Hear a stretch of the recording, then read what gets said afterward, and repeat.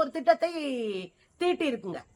தமிழ்நாட்டுக்கு சமயபுரத்துல ஒரு RSS நூற்றாண்டு விழா கருத்தரங்கத்துல பங்கேற்கிறாரு RSS தலைவர் மோகன் பகவத். இந்த மோகன் பகவத் பங்கேற்று முடிச்சுட்டு அங்க இருக்கிற நிர்வாகிகளோடு பேசுறாரு.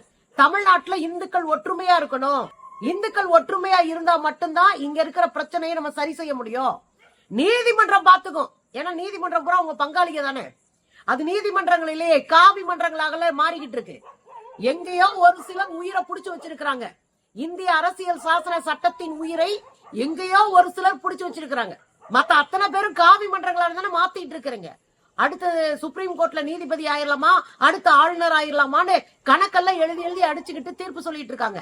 நமக்கு என்ன கவலைன்னா, சாமானிய மனுஷன்ல இருந்து அரசியல் வரைக்கும் எல்லாற்றுக்கும் தீர்வாக நம்ம நீதிமன்றங்களை நம்பிட்டு உட்கார்ந்துருக்கோம்.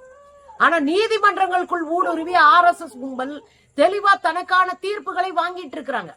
அதுக்கு உதாரணம் தான் இங்க பாபர் மசூதியை இடிச்சிட்டு எந்த ஆதாரமும் இல்லாம அங்க இருக்கிற ராமர் கோயில் கட்டுவதற்கான தீர்ப்பை கொடுத்த அயோக்கியத்தனம் நடந்தது. இதெல்லாம் ஒரு பக்கம் இருக்கட்டுங்க. இன்னைக்கு அதே RSS களமிறங்கி இருக்கு. RSS என்ன சொல்றாங்க? நாம செயல் திட்டத்தோடு இந்தியா முழுவதும் திருப்பரங்குன்றம் பிரச்சனையை போராட்ட வடிவத்தில் கொண்டு செல்ல வேண்டும் என்று தீர்மானிச்சிருக்கிறாங்க. எங்க இந்தியா முழுசும். ஏற்கனவே நம்ம என்ன பண்ணிருக்கோம்? முதல் வேலையா நாம செஞ்சது RSS நீதிபதி இவர் யாரு GR சாமிநாதனுடைய தீர்ப்பை கடப்புல போட்டது. இரண்டாவது மேல்முறையீடுக்கு போனது. மூன்றாவதாக இங்க சட்ட ஒழுங்கு பிரச்சனை வராம பாதுகாத்தது. நாலாவதா அந்த தூண் விளக்கு தூணா அல்லது அது அளவை தூணா அப்படின்னு கண்டுபிடிச்சு அதற்கான டாக்குமெண்ட்ஸ் எடுக்கிறது. எல்லா வேலைகளையும் அந்த ஆய்வுகள்ல ஒரு பக்கம் இறங்கணும். இப்படி எல்லா பக்கத்துல இறங்கினதோட இல்லாம GR சாமிநாதன் போன்ற ஒரு மத அடிப்படைவாதியை நீதிபதியா வைக்க கூடாதுன்னு கேட்டு 120க்கும் மேற்பட்ட இந்தியா கூட்டணியினுடைய எம்பிக்களினுடைய கையெழுத்தோடு இவரை நீக்குவதற்கான ஒரு அறிக்கையும் நம்ம எங்க கொடுத்திருக்கோம்? நாடாளுமன்றத்துல கொடுத்திருக்கோம்.